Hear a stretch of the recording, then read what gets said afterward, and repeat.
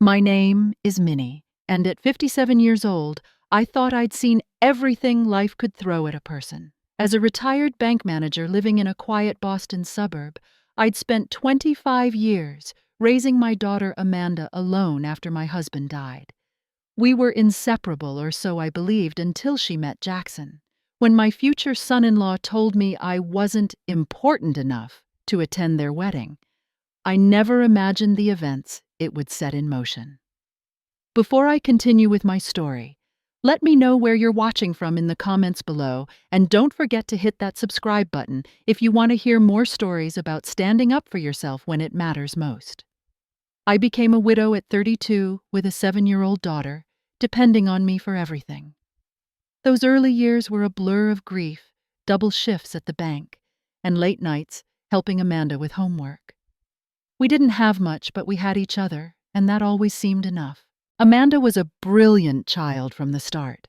She earned a full scholarship to Northeastern University and graduated with honors in nursing. I still remember the pride that swelled in my chest at her graduation ceremony, watching her accept her diploma, knowing all our sacrifices had been worthwhile. She specialized in pediatrics, working at Boston Children's Hospital, and loved every minute of her challenging career. That's where she met Jackson at a hospital fundraising gala 3 years ago. Amanda had been invited to represent the nursing staff, and Jackson was there with his law firm, which was one of the major donors. He approached her during the dinner, and according to Amanda, they talked until the venue staff began clearing away the tables. When I first met Jackson 2 weeks later, I understood the attraction. Tall, with perfect teeth and an Ivy League polish, he seemed the epitome of success. His family had deep roots in Boston's financial district, and he'd followed his father's footsteps into corporate law. He was charming during that first dinner, asking about my work at the bank, and seeming interested in our family stories. Their relationship progressed quickly, too quickly perhaps. Within 3 months, Amanda had started spending most nights at his downtown condo. By 6 months, she was talking about their future together. At 8 months, he proposed with a diamond ring that must have cost more than my annual salary when I was working. Looking back, I can see the warning signs that were there from the beginning. The way Jackson would casually critique Amanda's outfit choices, suggesting she needed to dress more professionally or less like a nurse. How he'd order for her at restaurants without asking what she wanted. The constant phone calls checking on her whereabouts when she was visiting me. I remember one Sunday brunch at my home when Amanda spilled coffee on her blouse. It was nothing a quick change couldn't fix, but Jackson's expression darkened. "This is why we can't have nice things," he muttered just loud enough for me to hear. Amanda laughed it off, but I saw the flash of hurt in her eyes before she masked it. The engagement party hosted at Jackson's parents' waterfront home in Cambridge was my first real glimpse into their world. The house was immaculate, with staff circulating among guests carrying silver trays of champagne. Jackson's mother, Elaine, greeted me with a perfunctory smile that never reached her eyes. "So wonderful to finally meet Amanda's mother," she said, emphasizing the word "finally," as though I'd been deliberately avoiding them. What an unusual dress choice for an engagement party. I'd worn my best navy dress, the one I'd saved 3 months to buy for special occasions. It suddenly felt shabby and inappropriate among the designer labels surrounding me. Throughout the evening, I watched as Amanda anxiously checked with Jackson before speaking to certain guests, saw how she declined a second glass of champagne when he gave her a particular look. When I tried to join her conversation with some of Jackson's colleagues, she gently steered me toward the food table, explaining they were discussing work things. That night, driving home alone, I felt the first real pang of worry. My confident, independent daughter was changing, becoming someone who seemed constantly on edge, seeking approval. But I told myself all relationships require adjustments, and perhaps this was just Amanda adapting to a different social circle than the one she was raised in. I was determined to be supportive. After all, She was 32, successful in her career and entitled to make her own choices. If Jackson made her happy, I would work harder to appreciate his good qualities and ignore the moments that made me uncomfortable. For Amanda's sake, I would try. But as the months passed and wedding planning began in earnest, that resolution became increasingly difficult to maintain. Jackson's controlling tendencies didn't diminish. They intensified, and soon they weren't just directed at Amanda, but at me as well. The wedding planning began with a dinner at Le Grand Boston's most exclusive French restaurant. Jackson's parents hosted, and the first bombshell dropped before we'd even ordered appetizers. "We've set aside $90,000 for the wedding," Jackson's father, Walter, announced casually, as though discussing the weather. "Should be enough for something tasteful at the Gardner estate." I nearly choked on my water. $90,000 was more than my house had cost when I'd purchased it 20 years ago. I'd been saving for Amanda's wedding since she was a teenager, putting away bits of my salary whenever possible. But my contribution would be a fraction of that amount. "That's incredibly generous," I said once I'd recovered. "I've saved $15,000 that I'd like to contribute as well." The look exchanged between Walter and Elaine spoke volumes. It was a mixture of pity and disdain, as though I'd offered pocket change at a charity auction.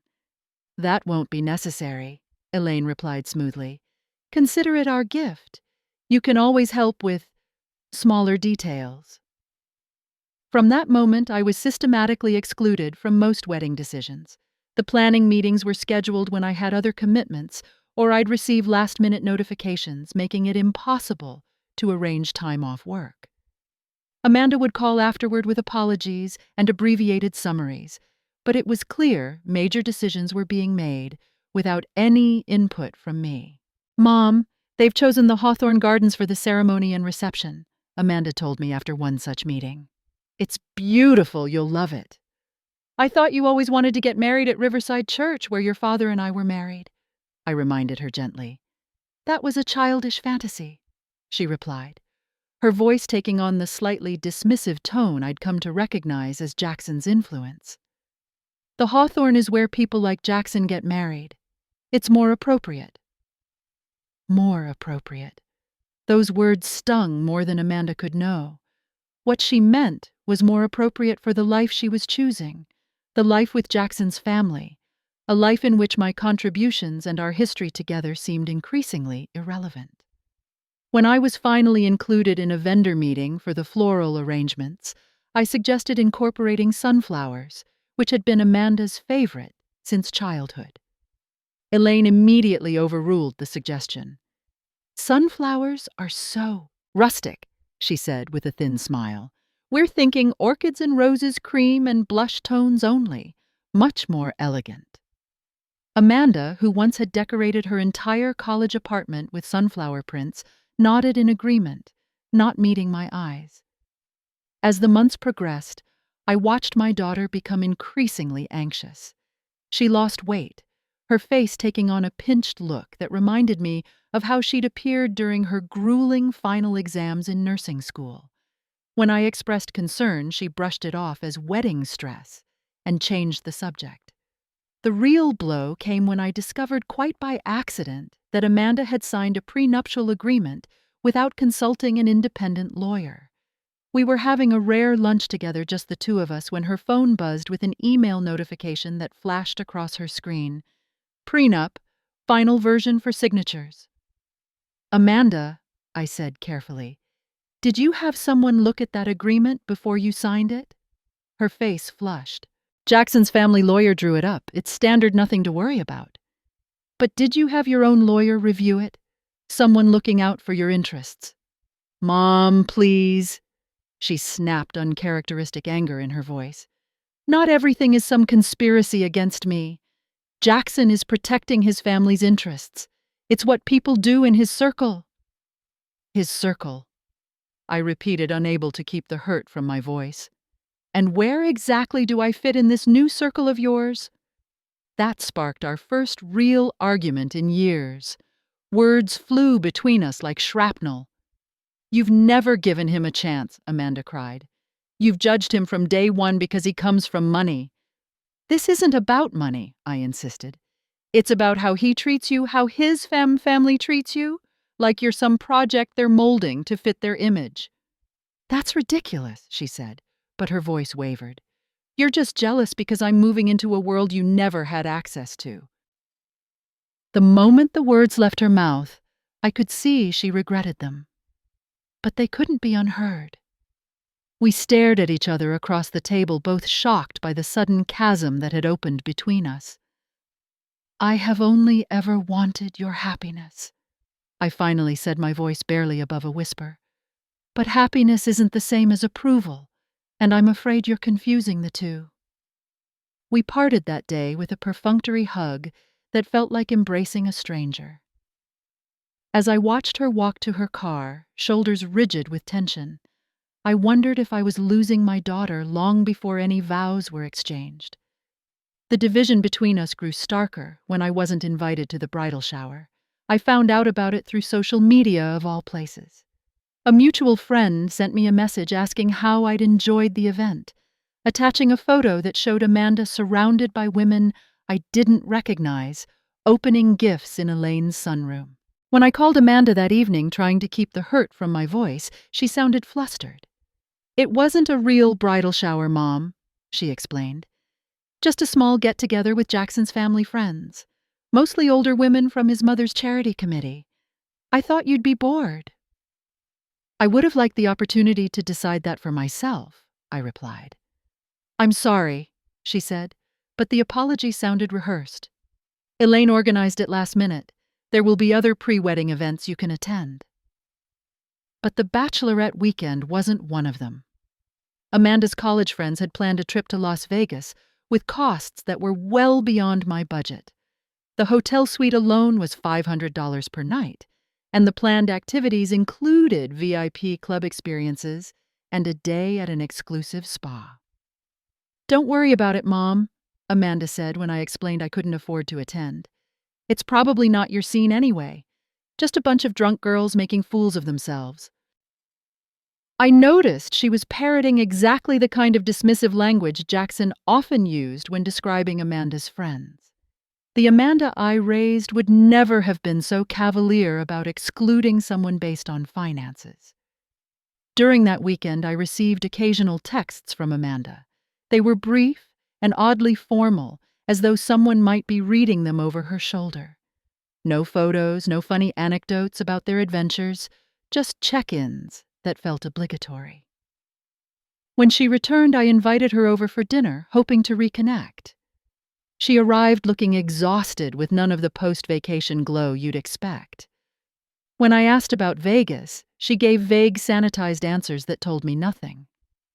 "It was fine. The clubs were loud. Sarah drank too much one night and got sick. You know, typical Vegas stuff." Later that week, I ran into Sarah, Amanda's best friend since high school, at the grocery store. Her version of the bachelorette weekend painted a very different picture. "It was weird, Mrs. Walker," she confided, looking around as though afraid of being overheard. "Jackson called Amanda constantly, like every hour on the first day, until she started texting him photos to prove where she was and who she was with." My stomach clenched. "That seems excessive." "It was more than excessive," Sarah continued. "He actually had the hotel change their reservation, so Amanda had a separate room from the rest of us. Said she needed her privacy, but it was really so she could take his video calls without us overhearing. And he had opinions about everything, which clubs were appropriate, who she could talk to. He even sent a car service with specific instructions not to deviate from the destinations he'd approved." I gripped my shopping cart tighter. "Did Amanda seem okay with all this?" Sarah hesitated. "She kept saying it showed how much he cared. But Mrs. Walker, between us, I hardly recognized her that weekend. The Amanda I know would have told any man trying to monitor her like that to take a hike." That conversation solidified my growing fear. My daughter was entering a relationship that had all the warning signs of emotional abuse. The isolation from friends and family, the monitoring of her activities, the way her personality was being suppressed to accommodate Jackson's demands. It all fit a pattern I'd seen in my years volunteering at a women's shelter. I tried once more to talk to Amanda about my concerns, inviting her for a walk in the park, where we'd spent so many happy hours when she was growing up.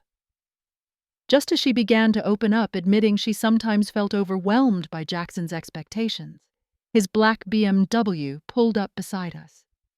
"Surprise," he said, rolling down the window. "Thought I'd join you, ladies."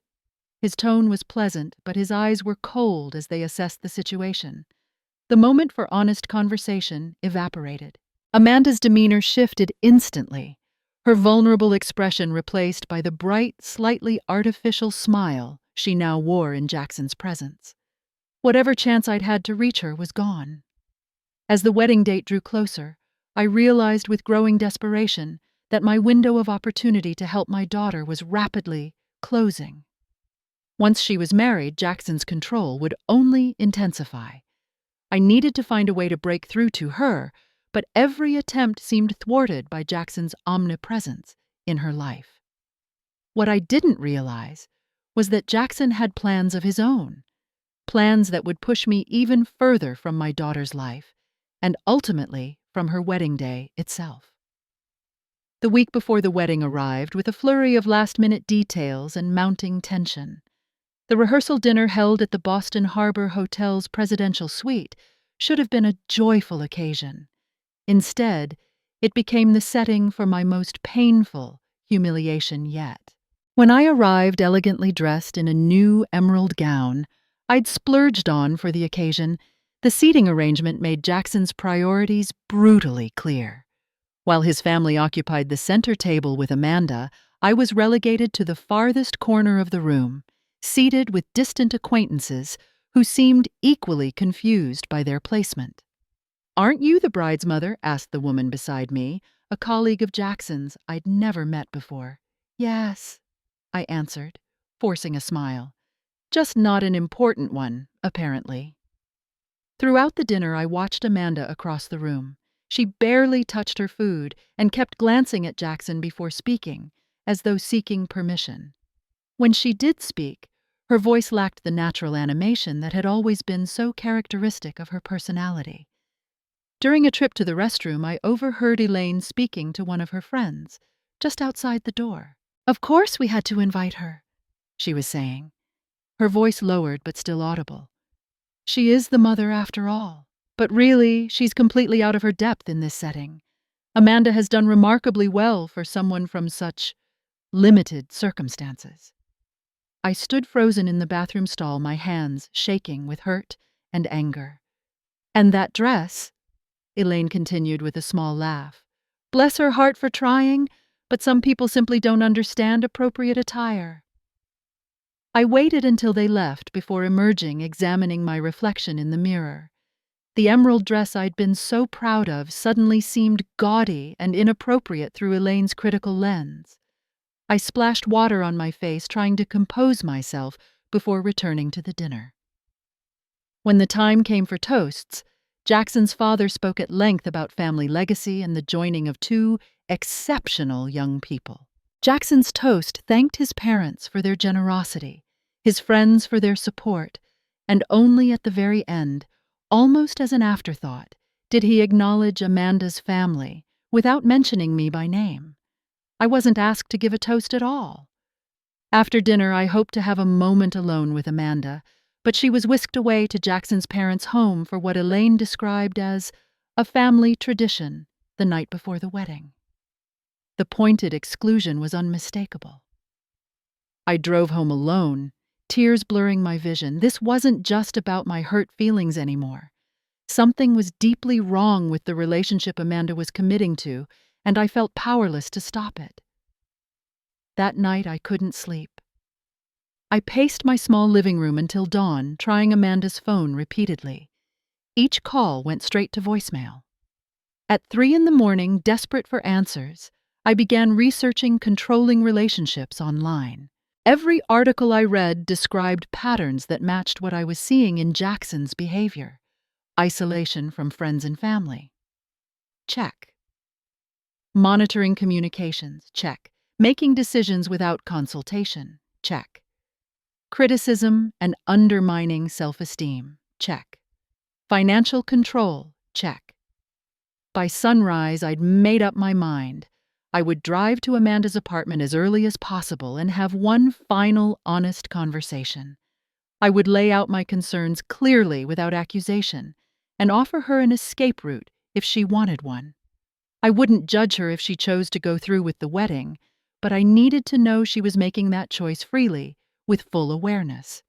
I never got that chance.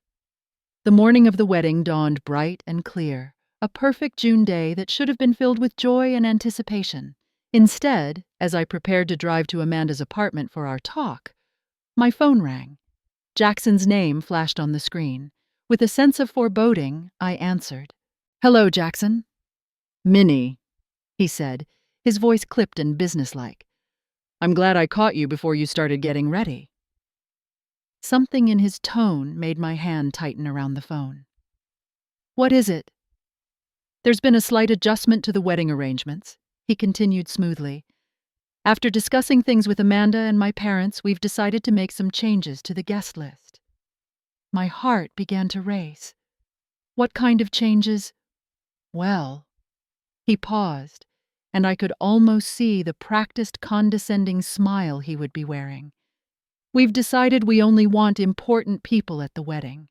People who truly support our relationship and understand the kind of life we're building together." The blood drained from my face as his meaning became clear. "Are you saying I'm not invited to my own daughter's wedding?"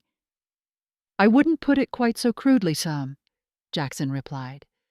"But we feel your presence might create unnecessary tension. You haven't exactly embraced our relationship, have you?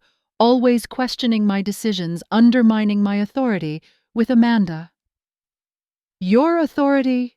I repeated, disbelief warring with rage. "She's a grown woman, not someone under your command." He gave a small, dismissive laugh. "This is exactly the kind of outdated thinking that doesn't fit with our social circle. Amanda understands now that certain adjustments are necessary as she joins my family. Unfortunately, your attitude suggests you're unwilling to make those same adjustments." I struggled to breathe. "I need to speak to Amanda. She's rather busy right now with hair and makeup, and frankly, she agrees with this decision. She's tired of your constant criticism and emotional manipulation." "Those aren't her words," I said, certainty filling me despite my shock. "Those are yours." "Believe what you want," Jackson continued. "Here's what's going to happen. The ceremony is at 4. If you insist on seeing it, you may observe from the back row, but you will not be announced or seated with the family. You will not attend the reception afterward. And that green dress you wore last night, please choose something less attention-seeking. Perhaps something in beige that won't embarrass Amanda in the photographs, should you happen to appear in any." In that moment, something shifted inside me. The shock and hurt crystallized into a cold, clear resolve. This man was not just controlling and cruel. He was dangerous to my daughter's future happiness and well-being. "I see," was all I said, my voice steady, despite the turmoil inside. "I'm glad we understand each other," Jackson said, satisfaction evident in his tone. "Amanda will be much happier without your negative influence overshadowing her special day. I'll have someone text you the revised schedule." "That won't be necessary," I replied. "Good. I knew you'd eventually see reason." Without another word, I hung up.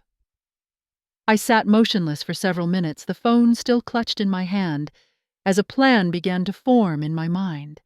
If Jackson thought I would quietly accept being erased from my daughter's life, he had gravely miscalculated. I would not argue, I would not plead, I would not create a scene that would only serve to validate his portrayal of me as unstable or difficult. Instead, I would take action. Quiet, determined action that might be the only chance to save Amanda from the gilded cage being constructed around her. With newfound determination, I picked up my phone again and began making calls of my own. My first call was to Sarah Amanda's best friend. Despite the early hour, she answered immediately. "Mrs. Walker, is everything okay?" "No," I said simply and explained the situation. Sarah's outrage mirrored my own. "That controlling jerk!" she exploded. "Amanda would never agree to this. He must be manipulating her somehow." "I need your help," I told her. "Are you still in the bridal party?" "Technically, yes, though Jackson has been trying to phase me out too, claimed I'm a bad influence because I suggested Amanda keep her maiden name professionally." "Perfect. I need someone on the inside. Can you get to Amanda, talk to her privately?" "I'll do better than that," Sarah said. "The bridesmaids are meeting at the Hawthorne Gardens bridal suite at noon. I'll pick you up on the way." My next call was to the wedding planner, Diane, who I'd met briefly during one of the few planning sessions I'd been allowed to attend. She'd seemed sympathetic to my obvious exclusion even then. "This is completely unprofessional behavior," Diane said after hearing about Jackson's call. "In 15 years of planning weddings, I've never heard of the mother of the bride being uninvited the day of the ceremony." "Is there anything you can do?" I asked. Her response surprised me. "Mrs. Walker. The truth is, I've been concerned about this relationship for months. The way he speaks to Amanda when he thinks no one is listening, the constant changes to arrangements she's already approved. I can't legally do anything to stop the wedding, but I can certainly facilitate communication between you and your daughter." Diane promised to create a distraction that would allow Sarah to bring me into the bridal suite undetected. She also suggested I speak with the venue manager, as Jackson had been causing problems with the staff throughout the planning process. My call to Frank, the Hawthorne Gardens venue manager, proved even more illuminating. "Mrs. Walker, I probably shouldn't share this, but there have been some irregularities with the payment for today's event," he confided. "Mr. Harrington's checks for the final installments bounced twice before a cash payment was made yesterday." "Bounced checks?" I repeated, surprised. Jackson's family wealth had been a constant intimidating presence throughout the engagement. "Yes, and that's not all. He tried to downgrade several services without telling the bride, claiming budget constraints. When I suggested speaking with Amanda directly, he became quite hostile." This new information added another troubling dimension to my concerns. Was Jackson's financial situation not what he'd portrayed? Were there other deceptions beyond his controlling behavior? My next call was to Thomas, Amanda's godfather, and my late husband's best friend, who had remained close to our family over the years. As a respected attorney with connections throughout Boston's legal community, he might have insights into Jackson's professional reputation. "Give me an hour," Thomas said after I explained the situation. "I'll make some calls to colleagues at his firm." While waiting, I contacted my sister Lisa, who lived just outside the city. Unlike me, Lisa had married into wealth and moved in the same social circles as Jackson's family. If anyone could help me navigate this situation, it would be her. "That absolute monster," Lisa seethed when I recounted Jackson's call. "Minnie, this goes beyond controlling behavior. This is abuse, plain and simple. I'm coming to get you right now, and I'm bringing reinforcements." By noon, the pieces of my counter-strategy were falling into place. Thomas called back with disturbing information about Jackson's professional standing. "He's been on probation at the firm for months," Thomas revealed. "Multiple complaints from clients about billing irregularities, and 2 female paralegals filed sexual harassment complaints that were quietly settled. His father's connections have kept him employed, but barely. And here's the kicker. He was passed over for partner last month. The $90,000 wedding. It's his attempt to maintain appearances, but I suspect the family finances aren't what they once were." This explained so much. Jackson's increasingly controlling behavior, his insistence on the prenuptial agreement, the bounced checks. He was desperately trying to secure his future through marriage to my daughter, whose stable career and sterling reputation would provide cover for his professional failings. Sarah arrived at my house at 12:30 with Lisa close behind. Together, they helped me prepare for what would undoubtedly be the most important confrontation of my life. I dressed carefully in a simple blue dress, neither attention-seeking nor the beige Jackson had demanded. "Remember," Lisa cautioned as we drove to the venue, "this isn't about exposing Jackson publicly or creating a scene. This is about giving Amanda the information she needs to make her own choice." "And if she chooses him anyway?" I asked, voicing my deepest fear. Lisa squeezed my hand. "Then you'll support her however you can, but she deserves the chance to make that choice with all the facts." We arrived at Hawthorne Gardens through a service entrance Frank had arranged for us to use. Diane met us there visibly nervous but determined to help. "Jackson's in the main house with his groomsmen," she whispered. "Amanda's alone in the bridal suite right now. The other bridesmaids went to get champagne. It's now or never." Sarah led the way, navigating the back corridors of the historic mansion until we reached the bridal suite. My heart pounded as she knocked softly on the door. "Amanda, it's me. Can I come in?" There was a moment of silence, then Amanda's voice, small and uncertain. "Is anyone with you?"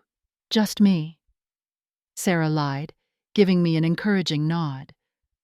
The door opened, revealing my daughter in her wedding gown, a vision in white lace and satin. But her eyes were red-rimmed, her makeup clearly having been reapplied to cover tears, and she had lost so much weight that the carefully tailored dress now hung loosely on her frame. When she saw me, her eyes widened in shock. "Mom, what are you doing here? Jackson said you weren't coming." "Jackson said I wasn't invited," I corrected gently, stepping into the room. "There's a difference." Amanda's face crumpled. "He told me you called this morning and said you couldn't support the marriage, that you refused to come." Sarah gasped. "Amanda, that's a lie. Jackson called your mom and told her she wasn't welcome, that she could sit in the back but not participate." Amanda shook her head in confusion. "No, that can't be right. He wouldn't." "He would, and he did," I said, keeping my voice calm despite the anger burning inside me. "But that's not the only thing he's been dishonest about." Over the next 20 minutes in that quiet bridal suite, the full truth emerged. I shared what I'd learned about Jackson's professional troubles, the financial deceptions, and his pattern of isolating Amanda from everyone who cared about her. Sarah recounted conversations where Jackson had claimed Amanda said things she never had, playing us against each other. And Amanda, haltingly at first, then with increasing certainty, revealed the extent of his control over her daily life. "He has tracking software on my phone," she admitted, shame coloring her cheeks. "He checks my text messages, my emails. If I question anything, he says I don't trust him and threatens to call off the wedding. Lately he's been— I don't know how to describe it. If I disagree with him even about something small, like what movie to watch, he gets this look, like he's memorizing my defiance to punish me for it later." "Why didn't you tell me?" I asked, heartbroken that my daughter had been suffering alone. Amanda's eyes filled with fresh tears. "He said if I told anyone, especially you, he'd make sure you regretted it. He knows people who could cause problems for you with your pension, your house." "I was scared, Mom. I'm still scared." The door opened suddenly and Lisa slipped in. "Jackson's looking for Amanda. One of the groomsmen is heading this way." Amanda's face paled with genuine fear, and in that moment any doubt about what needed to happen next vanished. My daughter was terrified of the man she was about to marry. "Amanda," I said, taking her trembling hands in mine, "you don't have to go through with this. We can leave right now. Lisa's car is at the service entrance. We can be gone before anyone realizes." "But the guests, the expense," she protested weakly. "None of that matters compared to your happiness and safety," I insisted. "This isn't about one difficult day. This is about the rest of your life." Amanda looked around the room at Sarah's concerned face, at Lisa standing guard by the door, and finally back to me, her mother who had always been her safe harbor in any storm. "Okay," she whispered, and then more firmly, "Okay, let's go." What followed was something between a covert operation and a jailbreak. While I helped Amanda out of her wedding gown and into the casual clothes Sarah had brought as backup, Lisa created a diversion by loudly arguing with the wedding coordinator in the main hall. Diane cleared our escape route, and Frank ensured the service gate was unlocked and unmonitored. We were almost at Lisa's car when we heard Jackson's voice, sharp with rage, cutting through the afternoon air. "Amanda, what the hell do you think you're doing?" We turned to see him striding across the garden, his tuxedo immaculate, his face contorted with fury. Several guests who had arrived early watched in confusion as the drama unfolded. "I'm leaving," Amanda called back, her voice stronger than I'd heard it in months. "The wedding is off." Jackson's mask of sophisticated charm slipped completely as he stormed toward us. "You ungrateful little bitch! After everything my family has done for you, you think you can humiliate me like this?" His public outburst, witnessed by members of Boston's elite social circles, accomplished what no amount of private warnings could have. Amanda truly saw the man she had nearly married. So did everyone present. "This is who you are," she said quietly. "Thank you for showing me before it was too late." Jackson lunged forward, grabbing for Amanda's arm, but Thomas stepped between them, having arrived just in time. "I'd reconsider that move, Jackson," he said calmly. "Assault charges wouldn't look good on top of everything else." Jackson froze, suddenly aware of the watching crowd, the murmurs spreading among the early wedding guests. His parents emerged from the main house, faces rigid with controlled rage and embarrassment. "Get in the car, sweetheart," I urged Amanda, who was shaking, but resolute. As we drove away from Hawthorne Gardens, leaving behind the $90,000 wedding that would never happen, the stunned guests and the man who had nearly shattered my daughter's spirit, Amanda began to cry, not tears of regret, but of relief. "I knew something was wrong," she sobbed, "but he made me doubt myself constantly, made me think I was imagining things, that I was too sensitive, too demanding." "That's what abusers do," Lisa said gently from the driver's seat. "They make you question your own reality." "I was so afraid of disappointing everyone," Amanda continued, "of wasting all that money, of admitting I'd made a terrible mistake." I held her close, my own eyes wet with tears.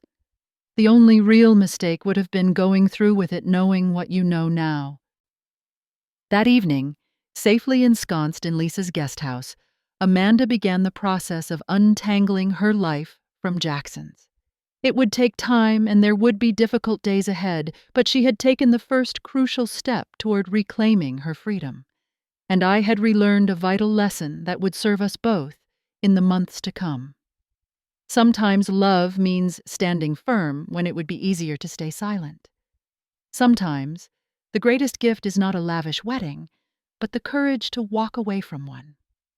The days following what should have been Amanda's wedding were a blur of practical matters and emotional processing. We stayed at Lisa's guest house for the first week, giving Amanda space away from potential confrontations with Jackson or his family. During that time, my brave, resilient daughter cycled through waves of relief, grief, shame, and finally cautious hope. "I keep thinking about what might have happened if I'd gone through with it," she confided one evening as we sat on Lisa's patio watching the sunset.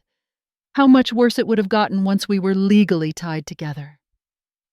The what-ifs haunted her, but each day brought new clarity as the fog of manipulation gradually lifted.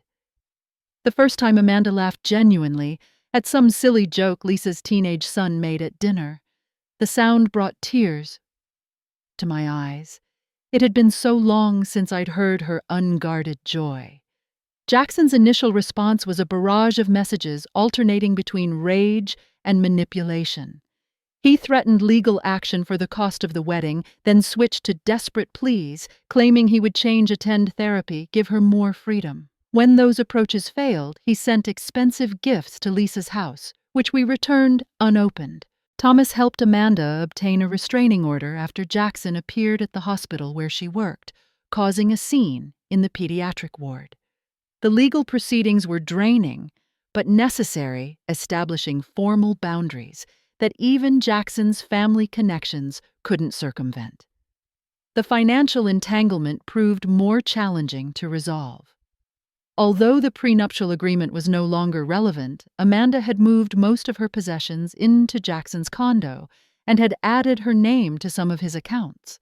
Extracting herself required legal assistance and countless hours sorting through documentation. He insisted we merge everything, Amanda explained as we boxed up her belongings during a supervised visit to the condo. Said it was a sign of trust. Now I see it was just another form of control. Throughout this difficult period, I watched my daughter begin the slow process of rebuilding her sense of self. She started therapy with a counselor specializing in emotional abuse, and I joined her for several sessions, learning how to support her recovery without overstepping. Dr. Levine, her therapist, helped Amanda recognize the patterns that had made her vulnerable to Jackson's manipulation.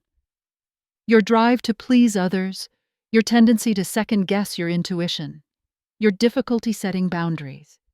These aren't character flaws, she explained. They're coping mechanisms that served you at one point, but are now holding you back. I attended these sessions not just for Amanda's benefit, but for my own healing as well. I needed to understand why I had been unable to effectively communicate my concerns, why I had allowed myself to be marginalized in my daughter's life, despite recognizing the danger signs. You were caught in an impossible situation, Dr. Levine assured me during one joint session. Pushing too hard could have driven Amanda further into isolation, while saying nothing might have enabled the abuse to continue. You found a middle path that ultimately gave Amanda the space to make her own decision when the moment was right. 3 months after the canceled wedding, Amanda was ready to move into her own apartment, a bright modern space downtown that reflected her personal taste rather than Jackson's preferences. As we unpacked her things, I noticed how few personal items she'd accumulated during her relationship with him. Her books, photos, mementos from travel, all had been gradually eliminated as clutter or childish. I'm going to fill this place with sunflowers, Pa, she declared, surveying her empty living room, and maybe paint one wall that bright yellow color Jackson always said was tacky. 6 months post-non-wedding, Amanda began reconnecting with friends who had been pushed to the periphery of her life. Sarah, who had stood by her throughout the ordeal, organized a Reclaiming My Life party, where former colleagues and nursing school friends gathered to celebrate Amanda's return to herself. The road wasn't always smooth. Amanda experienced occasional setbacks, moments of doubt, nightmares about what might have been days when the emotional exhaustion felt overwhelming. During these times, our strengthened bond became her safety net. No longer inhibited by Jackson's interference, we rebuilt our mother-daughter relationship on a foundation of honest communication and mutual respect. Perhaps the most unexpected development came 8 months after the wedding that never was. Elaine Harrington, Jackson's mother, reached out to Amanda through her attorney requesting a private meeting. I'm not sure I can face her, Amanda admitted when she received the request. She was complicit in everything Jackson did. The choice is entirely yours, I assured her. You don't owe her anything. After careful consideration and consultation with Dr. Levine, Amanda agreed to meet Elaine in a public cafe with Thomas present as support. What transpired was an awkward but significant conversation. Elaine, her polish slightly diminished by obvious stress, offered a stiff but seemingly genuine apology. I failed to see what was happening, she said, carefully choosing her words. Or perhaps I chose not to see it. Either way, I bear some responsibility for the pain my son caused you. It emerged during their conversation that Jackson's behavior had escalated after the canceled wedding. His professional misconduct had finally caught up with him, resulting in his dismissal from the law firm, despite his father's influence. The family's financial difficulties, previously hidden behind a veneer of wealth, had become public knowledge in certain circles. "Walter and I are separating," Elaine confided, "after 40 years of marriage. The events surrounding your wedding forced me to confront certain truths about my own relationship that I've been avoiding for decades." Amanda left that meeting with mixed emotions but a strengthened conviction that she had escaped a generational cycle of denial and emotional suppression. Whatever healing journey Elaine was beginning at 65, Amanda could embark on hers at 32 with time to build a healthier future.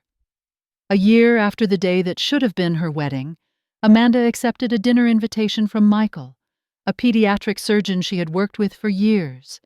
Their relationship developed slowly, respectfully, with clear communication that contrasted sharply with her experience with Jackson. "The difference is night and day," she told me after several months of dating Michael. "He listens. Actually listens. When we disagree, it's a discussion, not a power struggle. And he loves that you and I are close. Says it shows I come from a solid foundation." 2 years after the non-wedding, I sat in my living room reflecting on the journey we'd traveled. My phone buzzed with a text from Amanda, now thriving in a senior nursing position and building a healthy relationship with Michael. "Just wanted to say thank you again for saving me from making the biggest mistake of my life. Love you, Mom." The simple message brought tears to my eyes. In the darkest moments of that pre-wedding confrontation, I had feared I might lose my daughter forever. Instead, our bond had emerged stronger than ever, tempered by challenge and reinforced by truth. If there's wisdom I've gained from this experience, it's this: trust your instincts when someone you love is changing in ways that dim their light. Be brave enough to speak difficult truths, even when it's easier to stay silent. And remember that sometimes the most loving action isn't throwing the perfect wedding. It's helping someone walk away from the wrong one. Have you ever had to make a difficult choice to protect someone you love, even when they might not initially thank you for it? Share your story in the comments below. And if this story resonated with you, please like, subscribe, and share it with someone who might need to hear that it's never too late to choose a different path. Thank you for listening, and remember, the courage to walk away can sometimes be the greatest gift of love.